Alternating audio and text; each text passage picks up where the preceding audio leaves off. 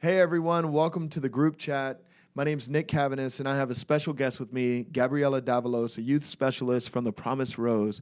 The Promise Rose is a boys' home that specializes in giving care to displaced children.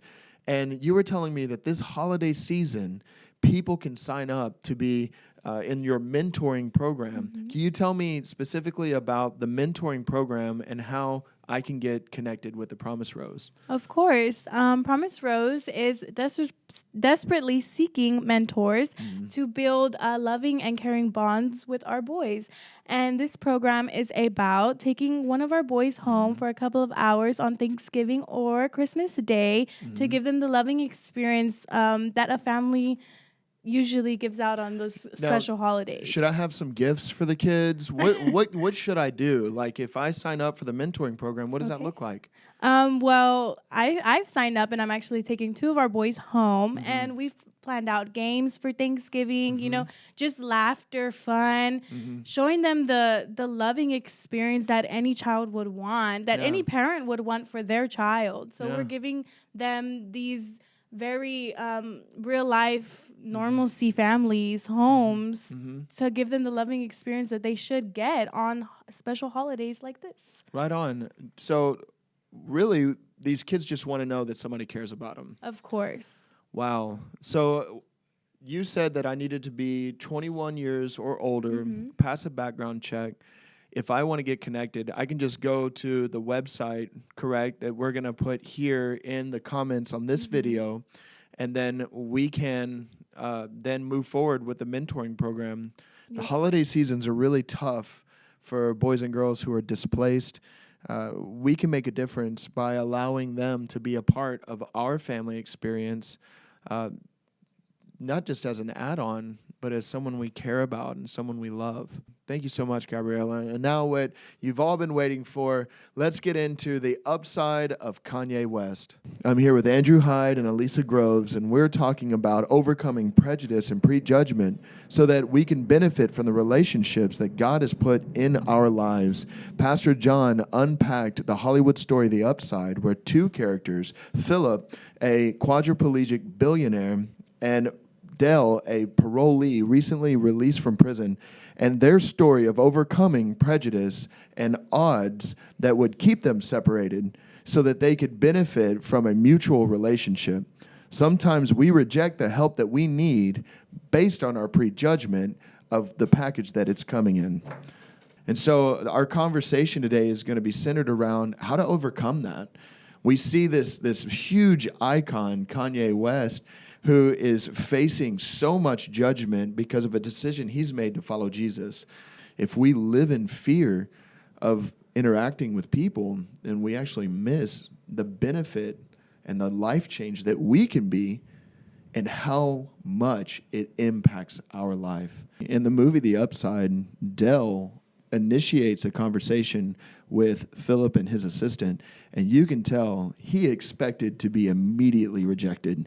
He was like, just sign these papers. No, I'm not here to rob you. He's throwing out all these things that he expects other people to say about him. Like, he's forecasting and projecting his own insecurities or what he believes people are judging him to be. And surprisingly, he winds up landing the job.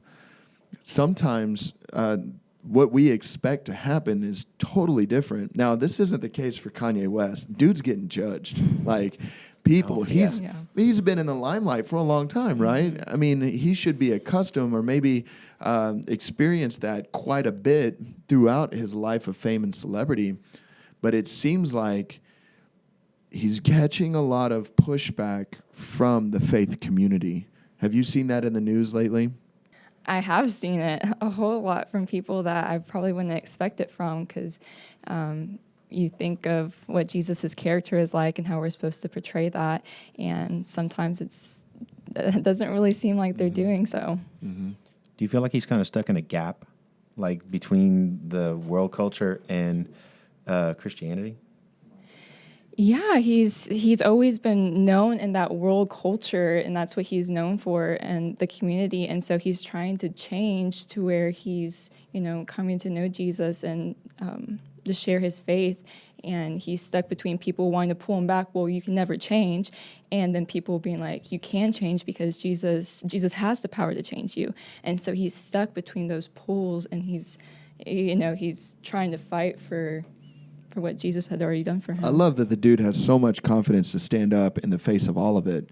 There have been times in my life where we're talking about the fear of what we expect in judgment, but I love that this guy is standing up for what he believes and is not he's not backing down. I mean, he's running with this thing. He's saying that, no, I am serving God, and I'm going to follow Jesus, and he's my first priority. But I agree with you, Andrew. I think he is maybe caught in this chasm between two groups of people. He's left the rap culture in a sense. That's what people are saying. You're leaving this group of people, and then it seems the faith community, there's another group of people in that faith community that are saying, well, we're not really ready yet. We're not, I don't know. We're still trying to figure out who you are and what you're about. This is really like the Apostle Paul's story, right? Oh, absolutely. It's been said so many times right now. Yeah, I think a lot of people are referring to that story in the Bible where Paul was the persecutor of the church, and he has a radical encounter, changes his life, and there was some resistance. People were skeptical, and I think that's okay. To be, to wait to see, to have a wait and see kind of mindset. I think that's all right. We just got to be careful that we're not applying some prejudice or applying our prejudgment to, someone who's experiencing a new relationship with Jesus. I think it's important to say that you can't rewrite your history, right? But we believe by faith that God can change your destiny. I've actually wanted to reference one of the lyrics of one of his songs, Hands On, from the new CD, Jesus King, where he talks about his process of starting to write this gospel album. And he said, what are the Christians saying? In the lyrics, it says, they've been the first one to judge him. And so he knew going in that there was going to be people on both sides, because he said, did you ask for permission to write this thing? And he's going through, and he knew he was going to get rejected, and he did it anyway. But then he's saying at the end of the song, pray for me. I take any, well, it was actually in the Chick-fil-A song, he says, I take any criticism that I'm going to get. But then he says in another song, pray for me. He knows that he's going to face trials, and he's still going to do it anyway. I think that's exciting to see the process that, I think because it's public, I'm more excited about it because he gets to display what grace looks like on a national, worldwide scale. I think it's going to be amazing to see what comes out of it. Yeah, I think that should be an encouragement, right? Have you ever felt like your past was like a hurdle to get over? Have you ever felt like your past limited you in your relationship with Jesus? I do, because, I was one way for so long. How can people see me as anything different? It was easy for the new relationships because they didn't know anything different. So they could believe in me. They didn't know anything else. But for the past relationships, they knew everything. They knew the things I did wrong, the things I did right. And to say to them that I've changed, of course, they're kind of hesitant. Like, are you sure you changed? Because that's not the way you used to be. And so you have that pushback and people not fully believing in you. And that kind of is a discouragement in a way. Because you're like, but I'm really authentic. I really am. But just having to, push back and be like, this is me. I'm going to live my life like this because I believe in Jesus, and he's going to continue to work on me. He's not finished with me. Yeah, for sure. Absolutely. And I think it can be an absolute encouragement to all Christians that when you think your past is limiting you, this guy has a public past. I mean, you can view his stance, what he said, his behavior, and now in his influence and leadership, he is still on the same platform representing Jesus. I think so many times we find ourselves in a position of unworthiness to do something great for God because of our past. Kanye should be an encouragement for us to engage in something great because of who God is and not be limited by what our past says. You know, one of our commenters, when we were talking about the upside of Kanye on Monday through Facebook Live, said that you know, they're not in a position to really judge anyone, but they're waiting to see whether or not this is a marketing ploy or this is a real authentic change. Do you think that it's okay for us to wait and see? You know, I personally, I don't see a problem with waiting and see, because obviously there's a demographic that we can reach through, you know, making our, you know, brand available to Christian communities or the faith community. So how do you feel? What do you think our response is as Christians in regards to someone maybe leveraging their fame or their brand to maybe get more album sales? I don't know if that's really what he's doing. Mm-hmm. I think it is going to be a result of it. But it's hitting the roof. I mean, even the Christian stations right now, I do a weekly survey, like a playlist survey, and there's 5 of his songs on NGen Radio, which is a local radio hip-hop station. And everybody across the board, Christian, non-Christian, they're walking this path with him, and I think that they're excited.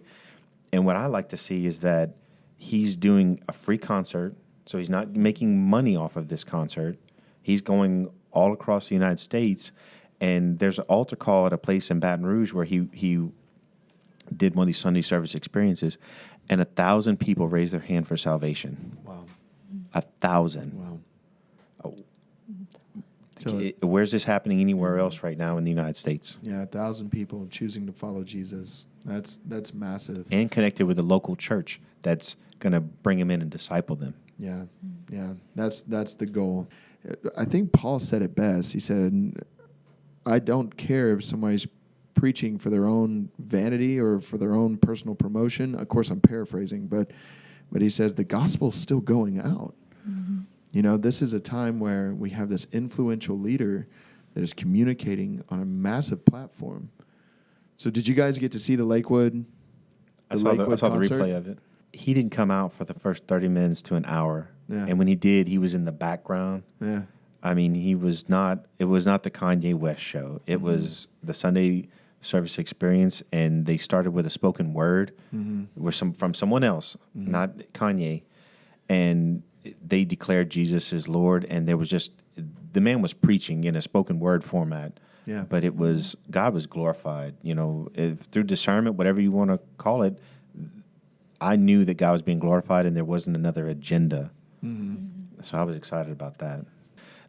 I think I mentioned this interview with Big Boy. He's a secular radio DJ talk personality in L.A., and he had a long interview with Kanye, and a person from my work, a non-believer, made a comment and showed this to me. So people are talking about it outside of the church.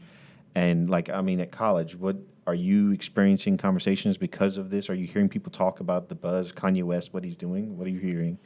You get all kinds of responses, and that's a really good way to get people to start talking. Be like, hey, did you hear Kanye West's new album? Like, oh, yeah. And they'll either be really judgmental or be like, oh, yeah, it's so cool. So you get both spectrums. And then sometimes you'll get in between, like the wait and see, and they're just kind of really hesitant about it.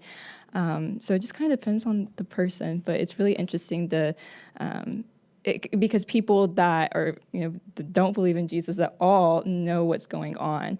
So even if they don't know Jesus, they're being exposed to him and being exposed to the gospel by listening to his songs, because even if you don't believe, you're still listening to it. You're still listening to the message.